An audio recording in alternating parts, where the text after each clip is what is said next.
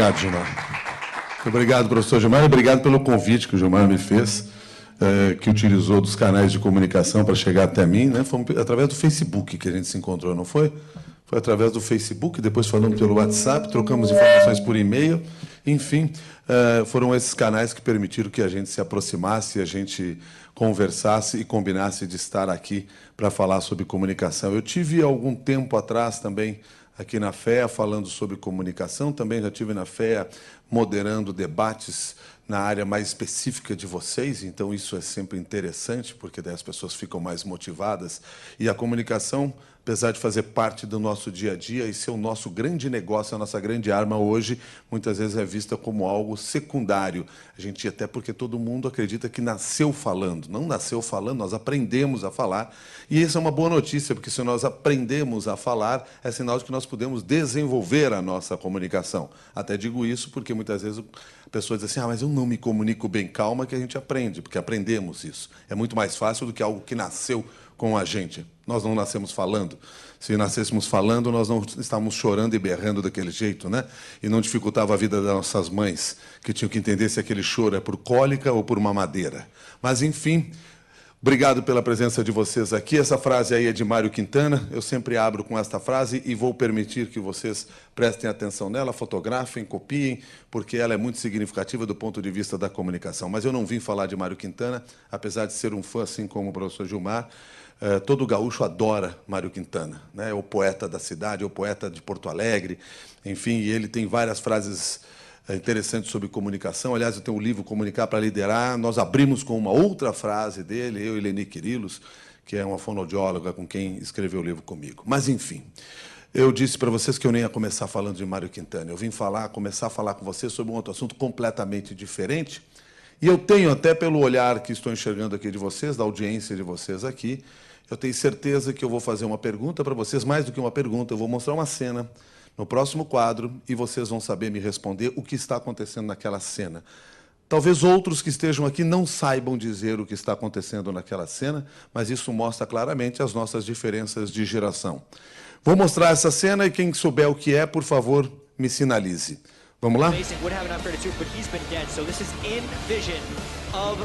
Você sabe o que é? Você sabe o que é? O que é uma surpresa? Você sabe o que é?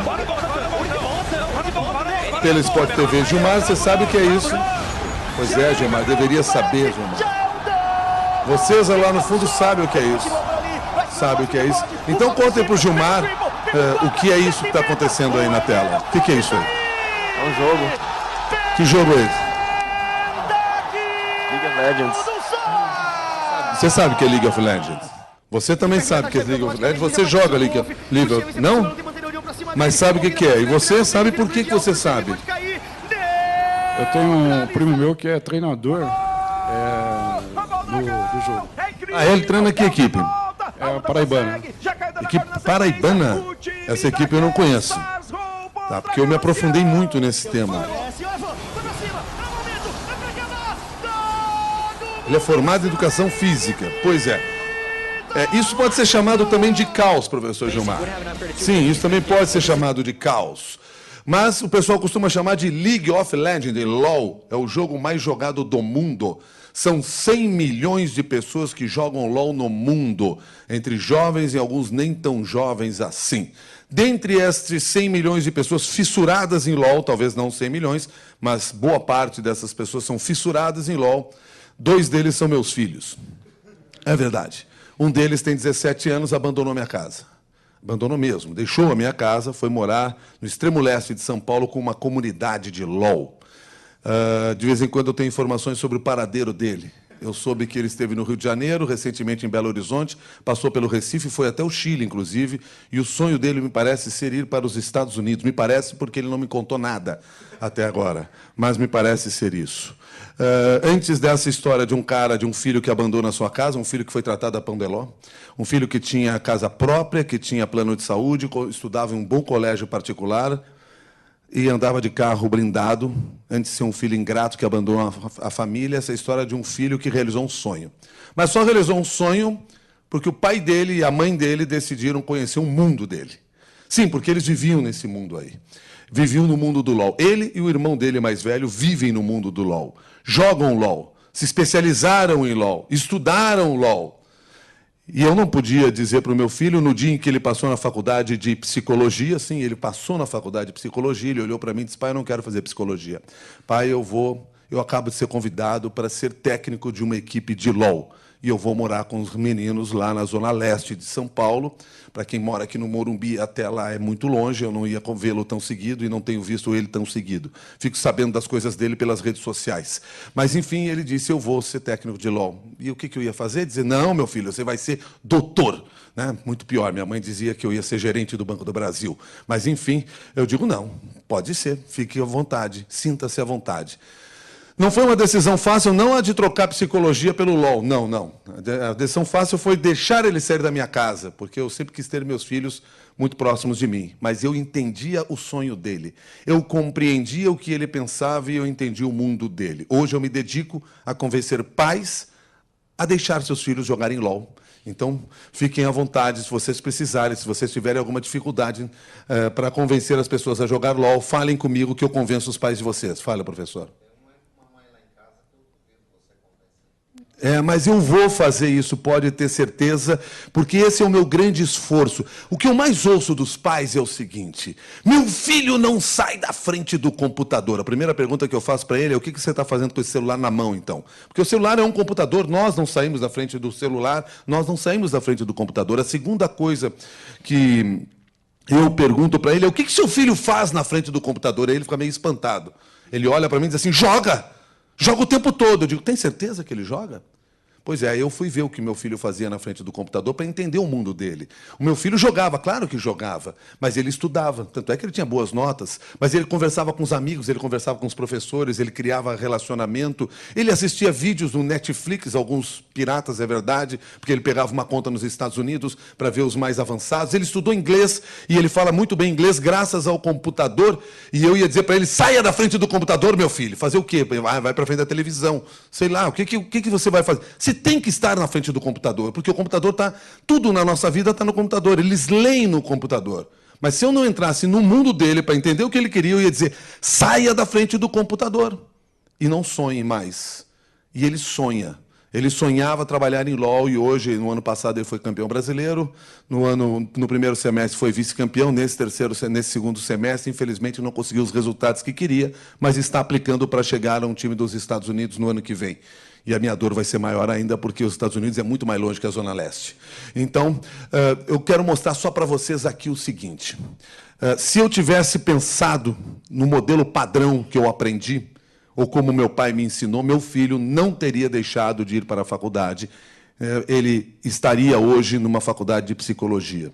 Mas eu estava pensando no mundo dele, nos sonhos dele, e achei que ele tinha o direito de sonhar e realizar esse seu projeto de vida, que era ir para o LOL. E aí, claro, eu fui estudar e fui ver os números. No meio do ano, eu fui com ele para o Rio de Janeiro assistir a uma competição, o MSI, que teve 364 milhões de espectadores em todo o mundo assistindo pela internet ou presencialmente numa arena olímpica que estava abandonada, mas, graças aos esportes eletrônicos, lotou. E lotou agora de novo com o Rock in Rio. O esporte mesmo de verdade não lota há muito tempo aquelas arenas. Mas, enfim, esse evento, no meio do ano, no Rio de Janeiro, movimentou mais de 1.700.000 dólares. E eu vou dizer para ele, não, seja gerente do Banco do Brasil, meu filho, não. Seja doutor, seja engenheiro, seja arquiteto. Não, meu filho, você vai ser juiz em Curitiba, porque está na moda, parece que é uma boa profissão essa também, né? Você fica famoso, você vai se vingar de tudo aquilo que a gente imaginava, vai ser juiz em Curitiba. Mas ele não teria realizado seu sonho. Eu fui para o mundo do meu filho para entender o que ele pensava. Não fui pensar o mundo nos meus padrões, eu fui discutir com ele. Estou contando essa história para vocês porque essa história tem absolutamente tudo a ver com comunicação. Tem a ver com um trabalho que foi feito, inclusive, por um psicólogo chamado Luiz Meirelles, que, infelizmente, morreu muito cedo, morreu precocemente e recentemente. E o Luiz Meirelles nos mostrou o seguinte, nós somos um pontinho na sociedade, um pontinho pequeno nesta sociedade. Existem algumas pessoas que vivem ao nosso entorno, pessoas que pensam e agem como nós. Estas pessoas que pensam e agem como nós são pessoas consideradas normais. Né? São seus amigos, esses que estão aí junto com vocês aqui, normais. Agora existem pessoas que só pensam ou só agem como nós. É um grupo um pouco maior de pessoas que estão no nosso entorno também, provavelmente aqui na universidade. Essas são pessoas estranhas. Agora, um grupo muito maior de pessoas que nem pensam, nem agem como nós. E estas pessoas que não pensam e não agem como nós, estas são insuportáveis.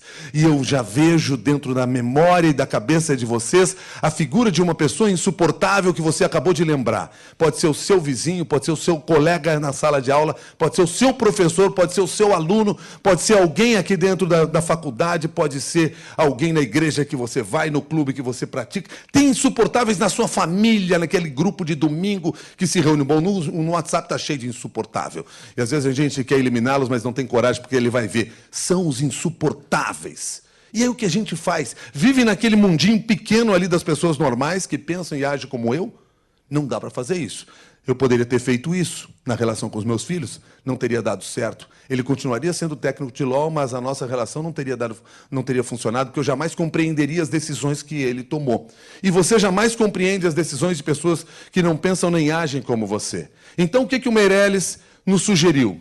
Ele sugeriu que a gente tente se deslocar, faça um exercício, se aproxime dos estranhos, tente pensar como os insuportáveis, para saber exatamente como eles agem. Foi o que eu fiz. E o mais curioso, eu fui estudar League of Legends, fui tentar entender, eu só não consegui jogar ainda. Mas eu gostaria que se eu jogasse, eu seria campeão mundial de LOL mais 50, né? Categoria Master, porque ninguém mais jogaria além de mim e o Alexandre Garcia lá em Brasília. Sim, o Alexandre Garcia joga LOL.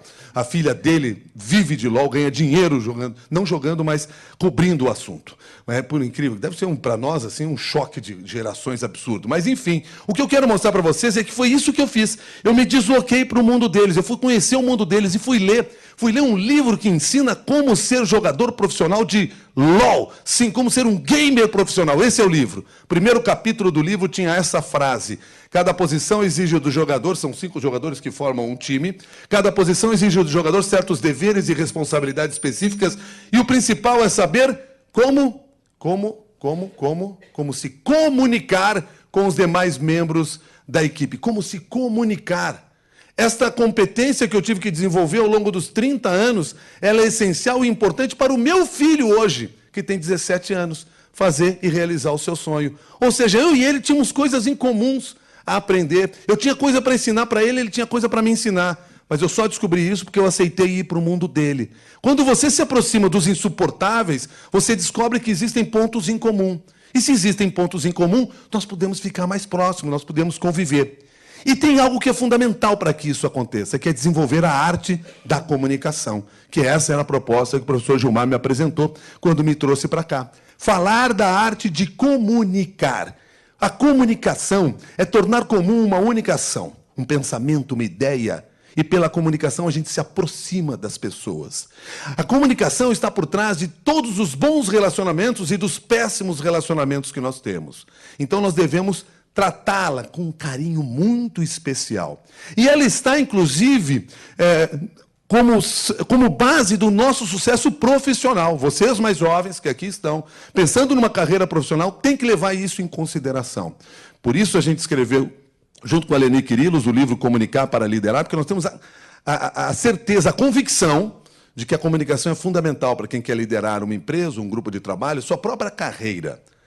Para mostrar que isso é verdade, eu vou contar uma outra história para vocês, aí vai para o mundo corporativo. Eu saio do LOL, prometo para vocês que eu não falarei mais dele, mas se vocês precisarem de estratégias, eu ensino algumas coisas para vocês, se não, coloco em contato com meu filho. Mas, enfim, esses 4 caras aí, eu vou para o mundo corporativo agora, esses 4 caras aí, não sei se vocês sabem quem são eles. Alguém já viu eles alguma vez na vida? Alguém lembra deles? Quem tem Twitter aqui? Levanta o braço quem tem Twitter, bem alto, por favor, só vocês dois. Se eu perguntar quem tem Facebook, aí todo mundo levanta, né? Todo mundo tem Facebook, eu sei disso. Pois é, esses 4 caras inventaram o Twitter.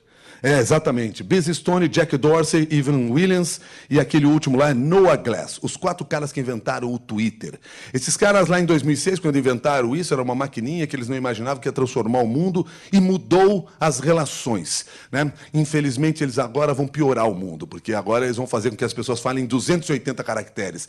Antes nós falávamos só em 140 caracteres e isso era genial, porque o Obama só tinha 140 caracteres para mandar a sua mensagem. Você só tinha 140 caracteres para mandar sua mensagem, eu só tinha 140 caracteres para mandar uma mensagem, o Eduardo Cunha só tinha 140 caracteres para mandar suas mensagens. Hoje ele não manda mais por motivos óbvios. Mas, enfim, ele não pode. Na prisão não dá para mandar Twitter, não permitem ainda. Isso não foi liberado. Só para quem tem prisão domiciliar. Mas, enfim, o que interessa, e esses são outros. O que interessa daqui desses 4 caras é que esses 4 caras transformaram o mundo da comunicação. E aí, em 2013, eles já valiam alguns bilhões de dólares, viraram gente grande, e toda empresa que vira gente grande, chegam os acionistas querem criar o quê? Hierarquias. Sim, vocês podem ver, vocês vão para o mundo corporativo, vocês vão encontrar o chefe, o subchefe do subchefe, o chefe do subchefe, e é uma coisa incrível, e tem até o estafeta, mas eu não vou falar essa palavra, que só o professor Gilmar vai saber o que é estafeta, todos os demais mais jovens não vão saber, né, professor? Mas, enfim, o que interessa é que esses caras chegaram lá, os acionistas disseram, vocês têm que ter uma hierarquia, alguém tem que ser CEO dessa porcaria aí, não dá para todo mundo mandar. E aí eles resolveram escolher um CEO e escolheram o Jack Dorsey. Jack Dorsey foi CEO durante 6 meses. 6 meses depois ele foi demitido da empresa que ele criou. Pois é. Aí ele foi substituído pelo Evan Williams. 6 meses depois, o Evan Williams perdeu o emprego, perdeu o crachá de CEO, de presidente da empresa. Lá isso é um de CEO, é bonito. Né? CEO da empresa. Aí esse outro cara aqui que está na ponta, o Busy Stone, ficou com um passarinho atrás da orelha, assim, pensando, cara, esses 2 caras que acabaram de perder o seu emprego são os caras que mais entendem dessa máquina, eles criaram esse negócio junto comigo. Por que eles foram demitidos do cargo quando assumiram? E ele percebeu o seguinte, é que apesar de eles saberem muito do que eles faziam, e eles trabalhavam um trabalho de excelência no chão de fábrica, se é que existe essa expressão ainda, chão de fábrica, mas eles trabalhavam lá na base, desenvolviam novos projetos, novas ferramentas, eles esqueceram que eles tinham que contar para os acionistas o que eles estavam fazendo. Os acionistas não conhecem a empresa na qual eles põem dinheiro, ou pelo menos não conhecem profundamente. Eles têm previsões. E eles botam o dinheiro lá acreditando que aquilo vai dar certo, mas eles querem saber o que está acontecendo. Busy Stone fez, inclusive, a seguinte analogia, que eu achei muito bacana, porque ele disse o seguinte, que o acionista de uma empresa é como o homem da Idade da Pedra diante de uma caverna escura. Ele não sabe o que tem lá dentro naquela caverna. Aquela caverna é escura, lá há um mistério. E diante do medo, o que você faz? Ou você foge, ou você mata o seu medo. O acionista não vai fugir da empresa, porque ele vai perder dinheiro, então ele mata o seu medo, no caso o CEO. Eu não sei o que esse cara está fazendo, ele não me conta nada. Manda para a rua, bota outro aí no lugar dele. E foi o que fizeram. Foi daí que Busy Stone cunhou, e isso não tem nada a ver com o Eduardo Cunha, cunhou uma frase que eu acho genial para falar e representar a comunicação. Ele diz que a comunicação equivale a acender uma tocha na caverna escura. Isto é comunicação. Você já acendeu a sua tocha? Você já deixou claro para os seus colegas, para os professores, para os seus amigos, para os seus companheiros de trabalho, para a sua família, o que você pensa, o que você é, o que você quer? Ou você continua se escondendo? Ou você continua numa escuridão? Essa tocha escura, essa tocha acesa, essa comunicação, ela torna as coisas claras, transparentes. Aquela briga que muitas vezes você tem com o outro, que você nem sabe por que você está brigando, é porque o outro não contou exatamente o que pensava. E você acha que entende o que ele pensa. As relações não estão claras neste momento. Essa frase aqui eu gosto muito, mas antes de seguir em frente eu preciso fazer 2 adendos aqui nessa frase. Primeiro, Jack Dorsey, aquele primeiro cara que foi demitido lá do Twitter, ele voltou a ser CEO do Twitter, foi ele que teve essa ideia genial, vou mandar ele para a rua agora, de aumentar para 280 caracteres o Twitter. Mas ele voltou para o Twitter e consta que ele aprendeu a lição, o executivo do Twitter aqui no Brasil me contou que Jack Dorsey, ao final do dia, ele emite para a parte dos líderes das empresas, do Twitter pelo mundo, tudo aquilo que ele fez durante aquele dia, todos os projetos que ele estava discutindo. Ou seja, ele entendeu que ele precisa se comunicar com toda a empresa para que os líderes, pelo menos os líderes das empresas, dos regionais, entendam o que está acontecendo lá dentro. Ele fez com que houvesse um fluxo dessa informação. O segundo ponto que eu quero chamar a atenção em cima dessa frase é que ela é muito legal, muito genial, alguns de vocês anotaram, só que essa frase não diz tudo, ela esconde uma realidade. Porque se é verdade que muitos de nós ainda não acendemos a tocha dentro de uma caverna escura deste mundo moderno, também é verdade que milhares e milhares de pessoas hoje já têm holofotes voltados para os nossos olhos, emitindo todo tipo de mensagem. É tanta mensagem que nós recebemos, sejam bem-vindos, fiquem à vontade, é tanta mensagem que nós recebemos, que tem um trabalho feito pelo neurocientista Daniel Levitan, no livro A Mente Organizada, é um livro desse tamanho assim, bom de ler para burro, é mesmo, é super interessante de ler, mas leio nas férias, porque no período de aula não dá para ler. E lá naquele livro eu encontrei essa informação, em 30 anos, quintuplicou a quantidade de informações que recebemos a cada dia. Quintuplicou a quantidade de informações ao longo de 30 anos. É como se nós hoje recebêssemos informações suficientes para preencher 176 jornais. Quem tem tempo para ler um só jornal no dia? Quem tem vontade de ler um só jornal no dia, eu prefiro que não tenham, porque assim vocês escutam rádio. Mas, enfim, mas quem tem tempo para isso? E, no entanto, você, passivamente, sem precisar sair da cadeira, é bombardeado por esse volume de informação nos mais diferentes canais. Seja rádio, jornal, televisão, internet, mas não é só isso. É pelo Facebook, é pelo Twitter, é pelo Instagram, é pelo WhatsApp da tia, que ela não para de mandar mensagem para a gente, está nessa conta também. É pela propaganda, é pela publicidade, é por tudo. E sem contar aquela informação que você recebe no seu dia a dia, aqui dentro de uma universidade. São muitas mensagens que nós recebemos. Como é que nós vamos saber o que é realmente relevante nesse processo?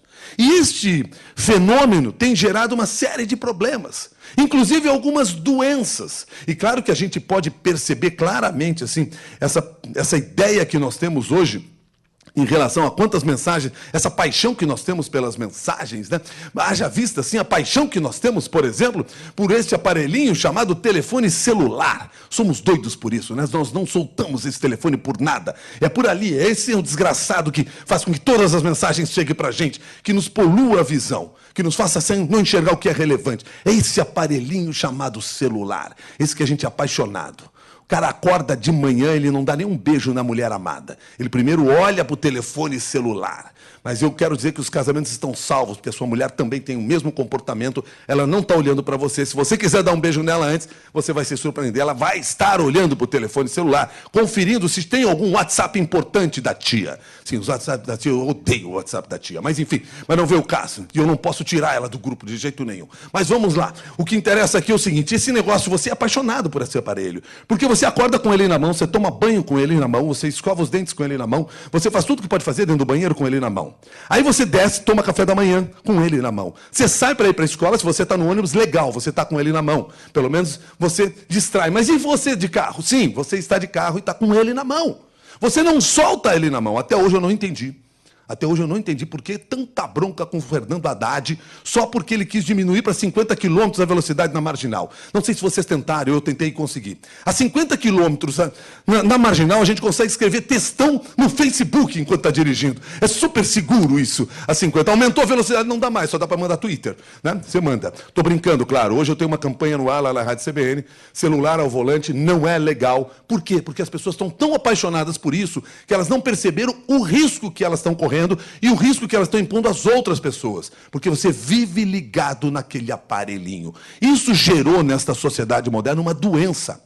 Tem um filósofo pop, ele é sueco e está erradicado em Londres há algum tempo, escreveu um livro chamado Notícia Guia de Sobrevivência. Esse é um livro bem menor, dá para ler, bem mais rápido, dá para ler no final de semana. E ele diz o seguinte, que a sociedade contemporânea é viciada em notícia. A sociedade contemporânea é viciada em notícia. Eu não gosto muito desse diagnóstico. Tem dois motivos para isso. O primeiro, porque nem tudo que você consome de mensagem é notícia. A gente consome muita mensagem que não tem a menor importância, não tem a menor relevância, não é notícia. Segundo lugar, porque se é verdade que vocês são viciados em notícia, vocês passam o tempo inteiro checando o celular para saber se tem alguma mensagem chegando, e sou eu que sou pago para fornecer essa notícia, eu deixo de ser um jornalista. Eu me transformo no quê? Eu me transformo num traficante de drogas. Sim, porque como é que acontece na relação do traficante com o viciado? Ele dá uma droga boa, o cara vicia, ele começa a dar qualquer droga. E é o que acontece na nossa relação. Eu dou uma informação e você consome, eu dou outra, você consome, eu dou outra, você consome. Na quarta, quinta, eu preciso te dar uma outra informação de qualquer maneira. E claro que eu não vou ter uma informação tão boa e eu te dou qualquer coisa. O resultado disso vocês vão ver na tela desse computador aí. Para aí que eu vou botar o som aqui. Câncer sem vagina ganha um órgão feito com suas células. Pedra gigante no alto da montanha desafia a gravidade em Mianmar. Cai imposto de importação de silicone. Jovem é baleado na cabeça durante roleta russa. Ex-líder estudantil. Britânico é condenado por incinerar esposa. Moscas evitam ataques usando táticas de jatos militares. Pescador acha vibrador em bacalhau. Qual dessas informações são relevantes para vocês? Queria só lembrar, todas as informações são verdadeiras, foram publicadas num site de maior circulação aqui no Brasil, no período de 1 minuto. Durante 1 minuto, todas essas informações que vocês viram aí foram publicadas naquele site, para saciar o vício das pessoas, do consumidor de informação. Qual dessas informações é relevante para vocês? Qual vocês lembram? Do vírus. O senhor é uma exceção. O senhor é uma exceção nesse processo, lembrar da primeira. A sua, melhor não falar. Vocês, é essa mesmo, a última. Não, porque a última, porque geralmente as pessoas lembram da última. Não por causa do bacalhau e outras coisas que encontraram do bacalhau e o recheio, não é isso. É porque realmente é isso que acontece geralmente. Eu jogo um monte de informação para você, você só vai lembrar a última. E talvez a mais importante fosse a primeira, fosse a segunda, a mais relevante para você fosse a terceira. E é o que acontece com você no dia a dia. Você está no relacionamento com as pessoas, seja lá dentro de uma empresa, etc. São tantas informações que chegam até você que você perde a noção do que realmente é importante. E você lembra só da última informação, aquela que chegou. É isso que acontece. Por isso que eu não gosto dessa ideia de que as pessoas são viciadas em notícia. Eu prefiro usar uma outra expressão. Do alto, assim, da prepotência que um gaúcho se dá o direito de ter, eu prefiro diagnosticar uma outra doença. Nós, na realidade, nós sofremos de ansiedade informacional. É isso que nós sofremos. Porque a gente não quer notícia necessariamente, a gente quer qualquer informação. A gente olha para a tela do celular achando que o que vai aparecer nem é importante e relevante. A gente sofre quando não recebe nenhuma mensagem. Só para vocês terem uma ideia, o resultado disso é esse quadro que vocês estão vendo aí. Isso é uma fotografia do que circula na internet no período de 30 segundos. Em 30 segundos, o que é publicado na internet. 30 segundos é o tempo de um comercial na televisão. Quer dizer, a Ford, a Natura, seja lá quem for, se mata colocando um anúncio de 30 segundos para você ver, e em 30 segundos, em vez de nós estarmos olhando aquele anúncio, nós estamos tweetando, nós estamos mandando mensagens, só para vocês terem ideia de alguns números aqui que eu acho relevantes. Por exemplo, só no Twitter, são 171 mil tweets publicados, postados em 30 segundos. No mundo, mais de 164 milhões, não, mais de 1.649.000 posts no Facebook em apenas 30 segundos. E você ajuda nisso. E eu fico pensando o que nós temos tanto a dizer para as pessoas, o que nós temos tanto a saber dos outros, mas é o que nós fazemos, é o que nós desenvolvemos, é esse mundo de informação que não tem limite. E a gente não consegue entender por que as pessoas, quando a gente fala alguma coisa, elas não prestam atenção no que nós estamos dizendo. Por que o senhor faz um convite, professor?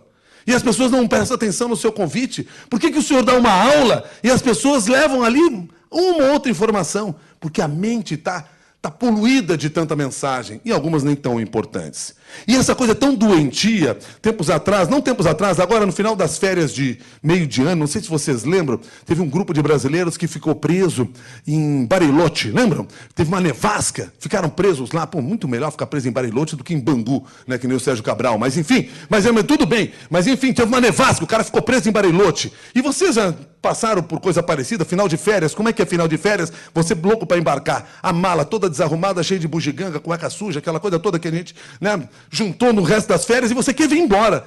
Chega lá, não tem mais avião, não pode levantar voo, tem uma nevasca, está todo mundo parado. Começou uma chiadeira. Aí um cara manda um tweet, o outro manda um Facebook, começa a compartilhar no Instagram, chega no WhatsApp. E aí a gente lá na Rádio CBN, claro, começou a acompanhar isso. Opa, tem um problema. Tem grupos de brasileiros presos lá, liga para a agência, liga para não sei quem, ninguém quer falar, liga para a autoridade se esconde. Bom, liga para as pessoas, porque nós temos os contatos delas lá. Né? Tá tudo no Facebook, você manda uma mensagenzinha, o cara tá louco para falar com você, até porque não tem mais nada para fazer lá no aeroporto durante todo esse tempo. E começamos a gravar com as pessoas. Aí nós colocamos uma reportagem no ar numa segunda-feira, logo depois que isso aconteceu, eu ouvi aquela reportagem, me chamou a atenção o seguinte, e eu quero que vocês ouçam também. Eu vou trazer aqui duas falas de um homem e de uma mulher que estavam lá em Bariloche.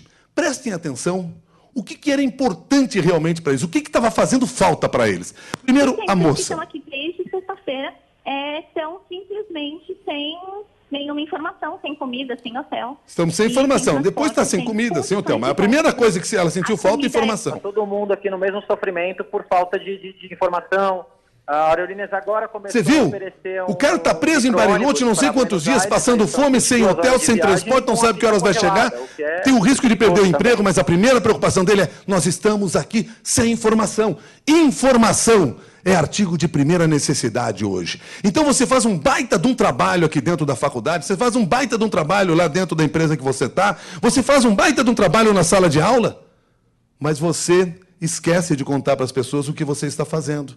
Você não transmite esta mensagem para as pessoas. E as pessoas não sabem. E tudo que elas queriam era informação. Neste caso aqui, e eu levantei esse caso porque eu fui fazer uma palestra sobre segurança relacionada à comunicação para uma empresa aérea, eu disse para eles: o que vocês estavam fazendo? Não, nós estávamos trabalhando na operação para tentar colocar os aviões à disposição dessas pessoas. E, ao mesmo tempo, estávamos tentando hotel, porque naquele período era período de férias ainda, não tinha mais lugar nenhum, e nós estávamos correndo para uma vaga. Eu digo: vocês contaram para eles?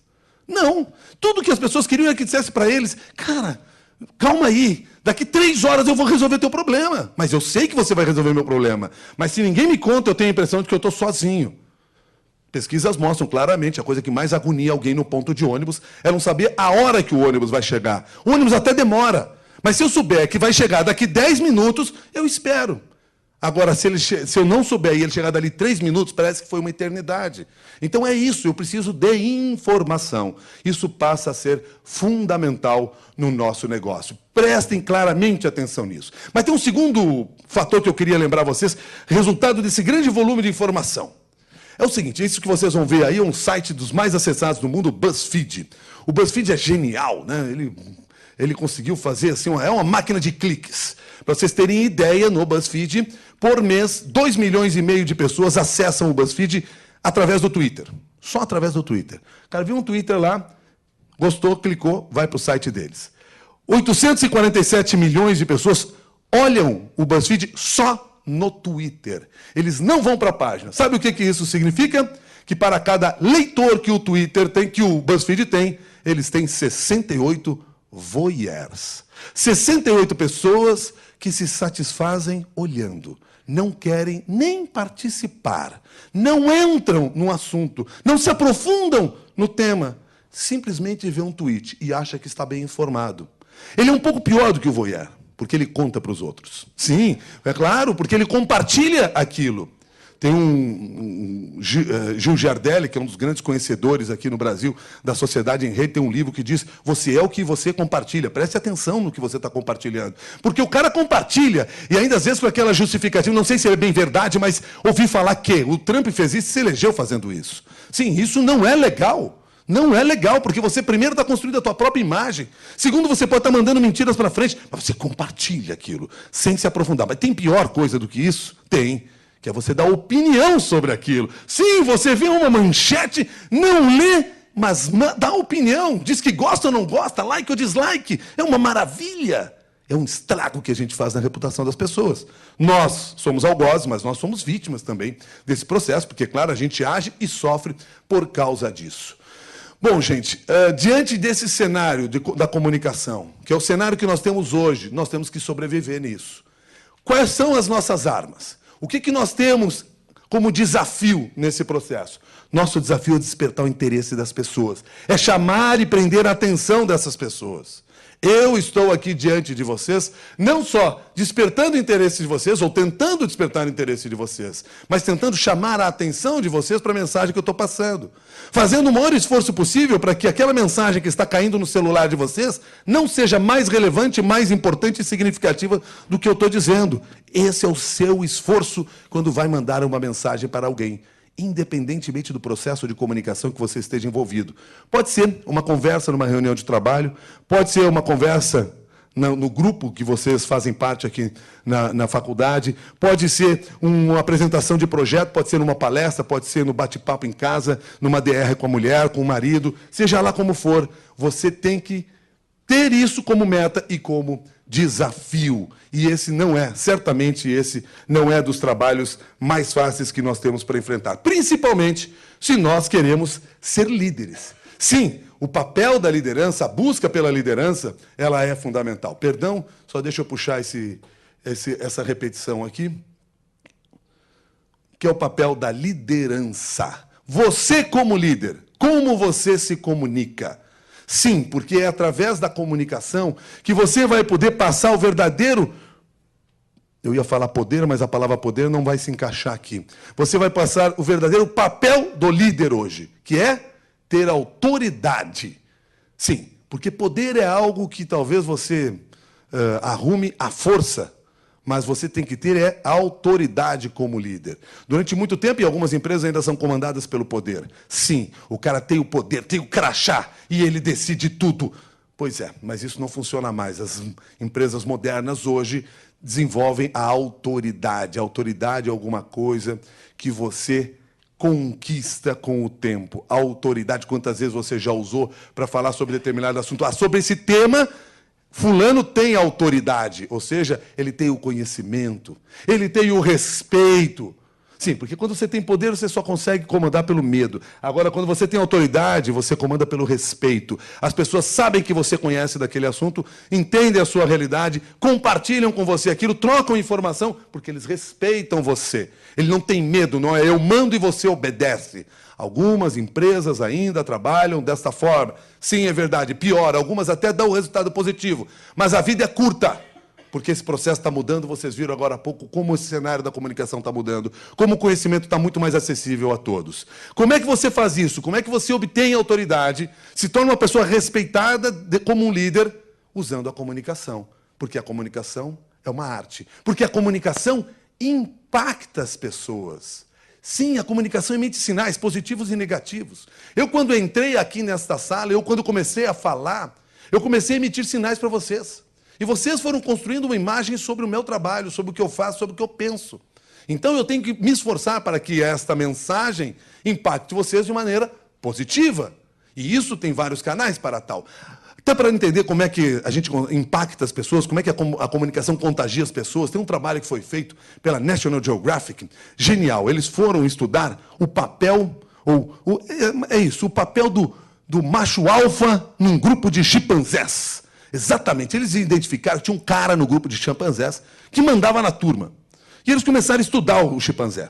E perceberam que o tal macho alfa, que foi como eles denominaram, me perdoem mulheres, mas é a ciência que faz isso, não sou eu, mas eles foram lá estudar e viram que ele nem era maior, nem era mais gordo, nem era mais forte do que os outros. Ele tinha uma diferença. Ele se expressava de uma maneira diferente. E pela forma como ele se expressava, ou ele se comunicava, ele liderava o grupo. Aí o que eles fizeram? Pegaram todo esse conhecimento que eles desenvolveram, que eles identificaram, e aplicaram no ser humano. No caso, o ser humano aqui representado por esse cara aí com uma carinha boa. Pegaram esse cara e colocaram esse cara no metrô de Londres. Desenharam um quadrado em volta dele e disseram para ele: você tem uma ordem a dar para as pessoas que passarem por essa plataforma. Saia da minha caixa. Você não pode deixar eles entrar na sua caixa. Essa caixa que está aqui. Você vai ser o líder dos chimpanzés. Só que primeiro você vai fazer essa ordem, vai emitir essa ordem, usando um tom alto e um volume baixo. Tom alto é agudo, né? Volume baixo. Você vai dizer para as pessoas: saia da minha caixa. Vamos ver o resultado desse teste? Get out of my box. Get out of my box. Get out of my box. Out of my box. No one could be less interested in our chimp's demands. Get out of my box. Get out of my box. He's either ignored Get out of my box. or ridiculed. Get out of my box. Ou seja, ninguém respeitou a ordem dele. Aí eles foram mudando um pouco a forma dele falar, sempre usando as mesmas palavras, sempre usando o mesmo gestual, as duas mãos para trás, para ver os resultados que eles obtinham. Até que chegaram no seguinte: agora você vai usar um tom mais baixo e um volume mais alto. Então você vai falar dessa maneira: saia da minha caixa. Vejam o resultado. Get out of my box! Get out of my box! Get out of my box! Suddenly, everyone's going out of their way to avoid trespassing on the Alpha Chimp's territory. Get out of my box! Get out of my box! No one stops to think why. They're just instinctively doing what he says. Get out of my box! They'll even stop in their tracks to obey his unusual but masterful command.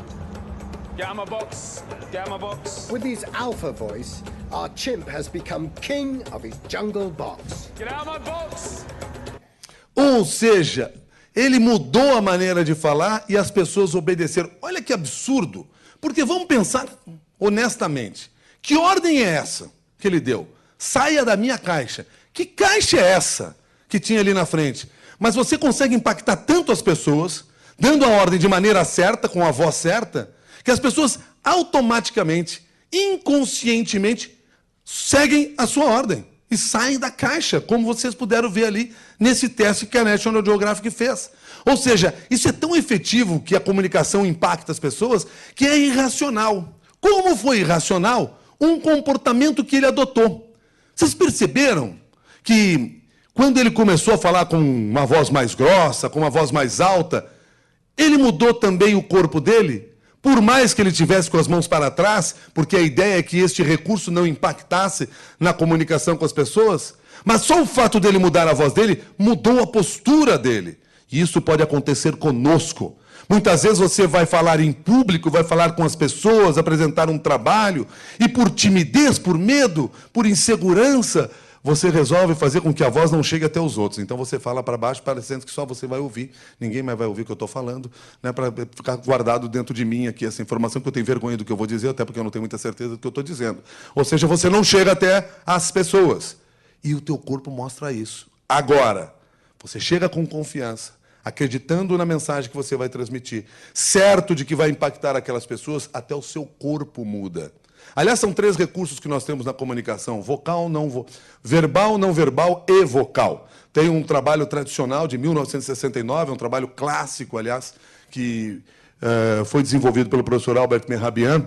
Ele é de 69, ele compilou 3 estudos e esses valores valem até hoje, são levados até hoje em consideração. O que impacta as pessoas realmente no processo de comunicação? E ele descobre que só 7%, apenas 7%, é a palavra. Essa que nós usamos pelos cotovelos. Essa que nós falamos o tempo inteiro e a gente acha que na reunião de trabalho quem fala mais é quem manda. É assim, lá na escola, né, na sala de aula, esse cara é bom, fala pra burro. Fala um monte de bobagem, na verdade. Mas enfim, fala. Tem o domínio da palavra. A palavra só impacta 7%. 38% é a voz. 38% é a voz, como vocês viram lá no teste, porque eu posso dizer para vocês algo do tipo, eu não entendo desse assunto, mas eu posso dizer, eu não entendo desse assunto, e eu disse a mesma coisa para cada um de vocês, e cada um recebeu uma mensagem diferente. Então a voz que você usa faz diferença na mensagem que você vai transmitir. Mas olha que impressionante, 55% é a expressividade, é o corpo. Já devem ter ouvido falar que o corpo fala. Sim, ou vocês acham que eu hoje acordei às 4 horas da manhã para ir apresentar o jornal da CBN das 6 às 9h30 da manhã. Fiz 3 entrevistas lá, saí dali, gravei mais uma, peguei o carro, vim até aqui e estou falando diante de vocês em pé aqui, em vez de ficar sentado nessa cadeira confortável. Por quê? Porque o corpo fala.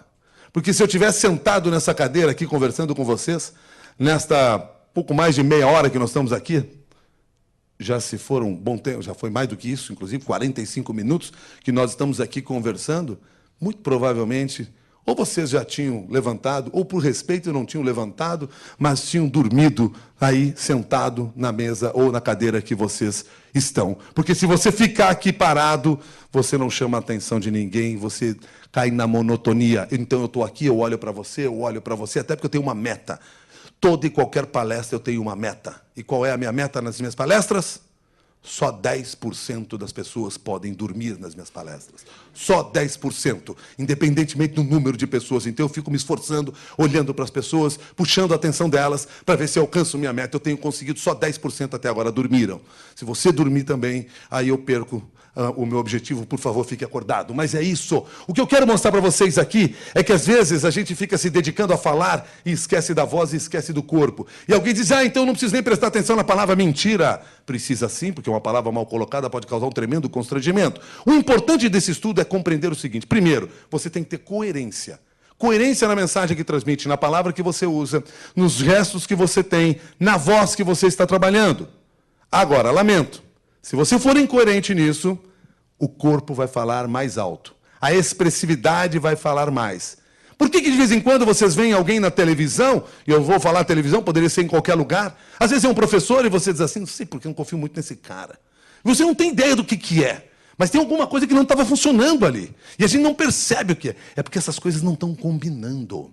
Vamos pegar um exemplo típico, clássico. Chega o Natal, e aquela tia do WhatsApp resolve visitar você. Né? E ela leva um presente para você, porque ela é uma pessoa simpática, querida. Né? E ela resolve levar umas meias para você. E aí você recebe aquele presente, você abre, você já sabe que é uma meia, porque todo ano ela dá meia para você. E você abre aquilo, olha aquela meia, olha para ela com aquela cara de quem diz assim, de novo, tia. Mas você diz assim, tia, poxa, obrigado, hein? Estou muito feliz. Está na cara que você não está feliz. Mas, claro, você também é um cara simpático, não quer causar constrangimento no almoço em família. Você vai escolher palavras bonitas para convencer o outro. Mas o seu corpo, a sua expressividade, não está dizendo a mesma coisa. Então, quando não há coerência na mensagem dos 3 recursos, a expressividade fala mais alto. Você pode usar a palavra que você quiser e você não vai acreditar. Gente, para chegar numa parte final da minha conversa, eu quero fazer um trabalho com vocês rápido aqui, porque eu sei que vocês, assim como eu, são brasileiros.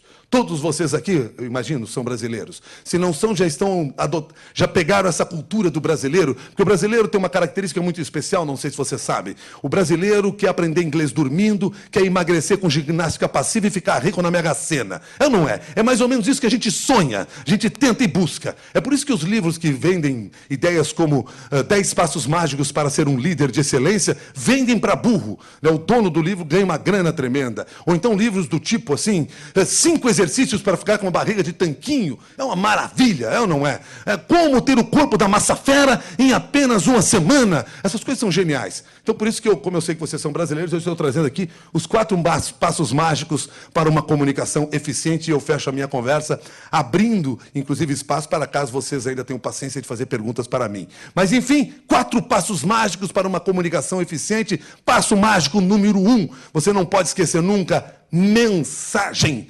Qual a mensagem que você pretende transmitir? Eu sei tudo sobre esse assunto. Eu chego lá na frente e falo para ele, não vai dar certo. Não vai dar certo. Por quê? Porque a nossa memória, o nosso cérebro, é que nem o nosso computador, mas pior.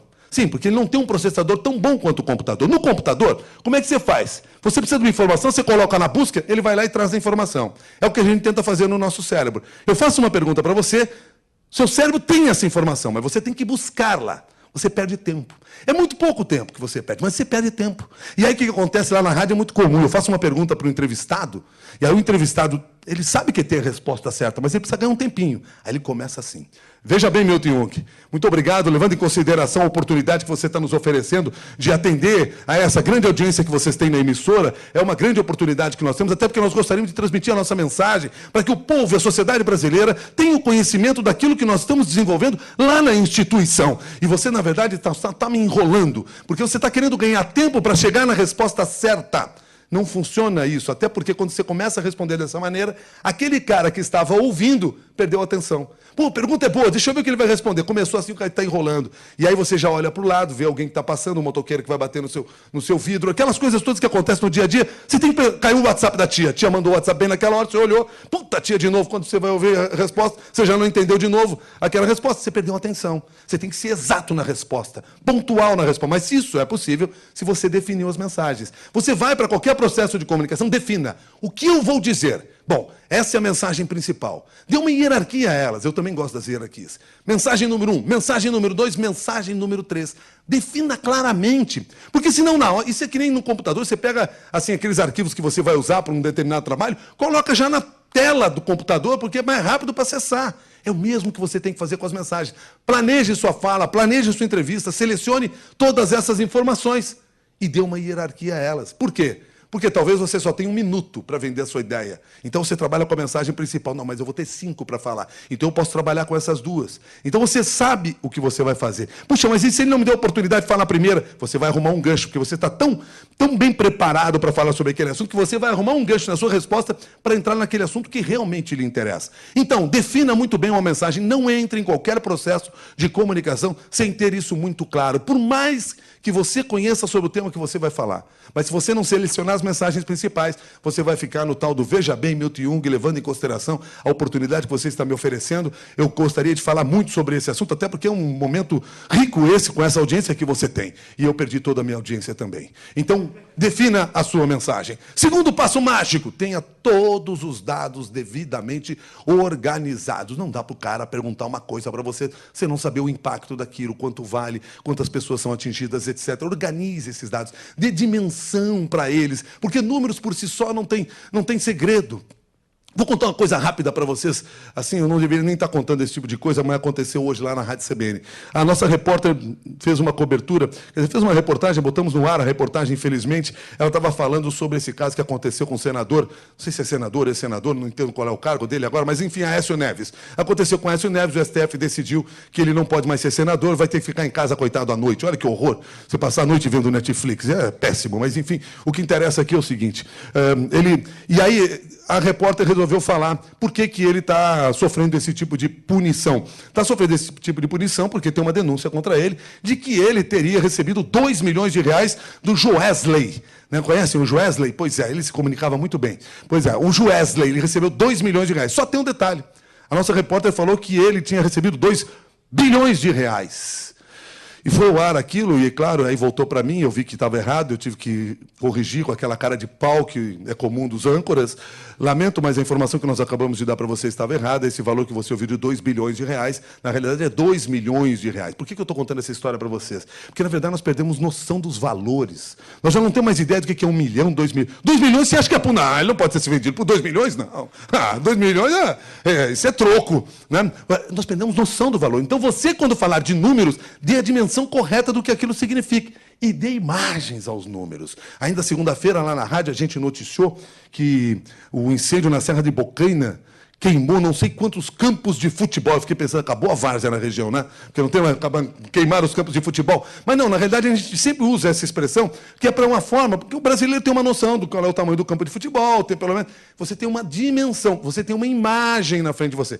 Dê imagem para os números, porque senão nós nos perdemos nessa relação. Beleza? Então, primeiro passo mágico para uma comunicação eficiente, defina a sua mensagem. Segundo, tenha todos os dados. Terceiro passo mágico para uma comunicação eficiente, conte sua história. Sim, nós nos abrimos, o coração do outro, a mente do outro se torna porosa quando nós começamos a contar uma história. Eu, desde o início, contei histórias para vocês. Eu contei a história da minha relação com meu filho no LOL. Eu contei a história do pessoal do Twitter. Eu contei agora a história da reportagem errada que foi ao ar. Eu conto histórias para vocês, porque se a gente ficar só nos conceitos, as pessoas se fecham, porque só conceito acaba criando uma animosidade. Quando você começa a contar uma história, as pessoas começam a imaginar aquela história, a nossa mente fica aberta e é uma mente porosa. Gicovati já dizia isso, nós temos que gerar uma mente porosa no nosso interlocutor.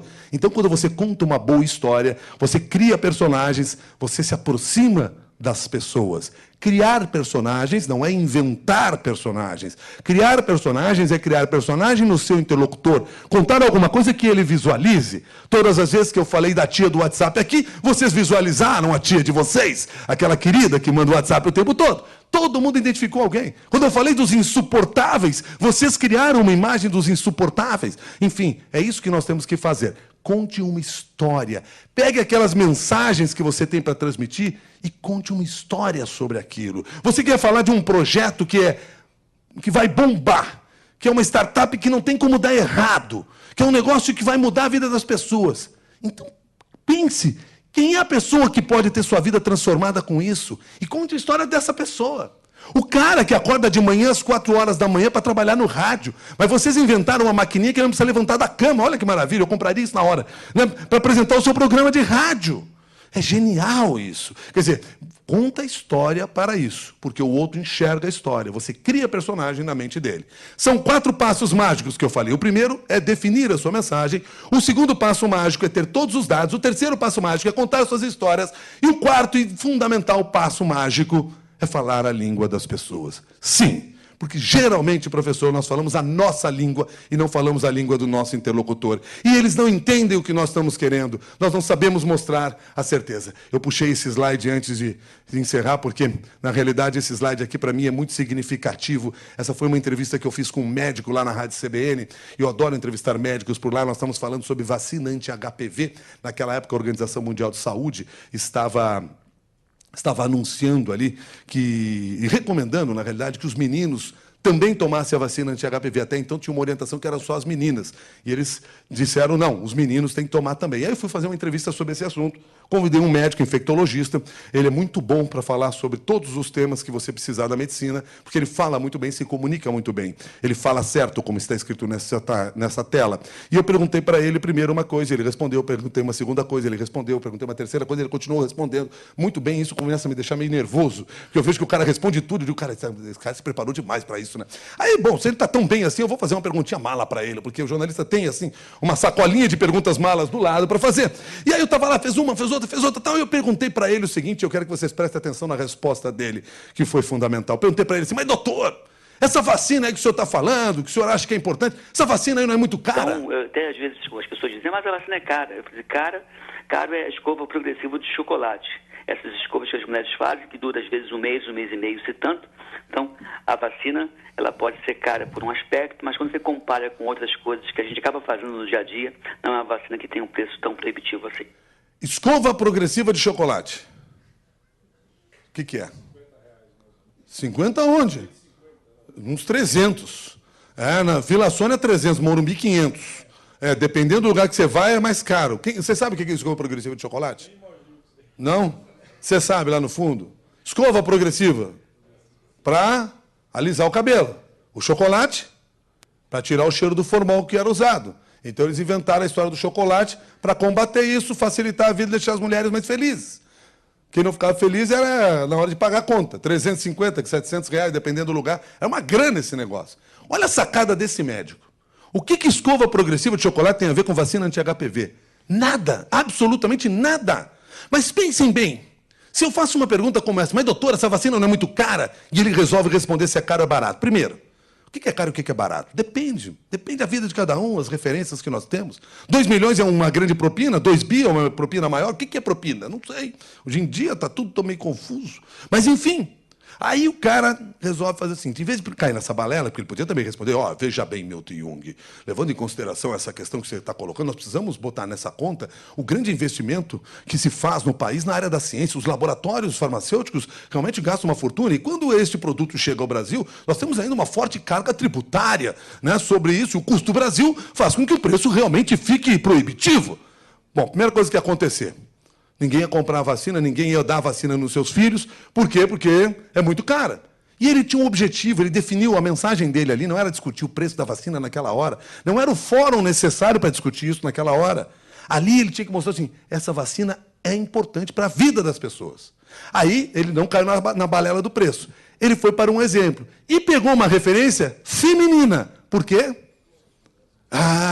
Porque os ingratos dos homens não levam seus filhos para tomar vacina, mas são as mulheres que levam. Então ele tinha um público muito bem definido, ele sabia para quem tinha que dar o recado, e falou de algo que fazia parte do mundo feminino, para mostrar o seguinte, você faz isso, dura uma semana, por esse preço você toma vacina, dura um ano.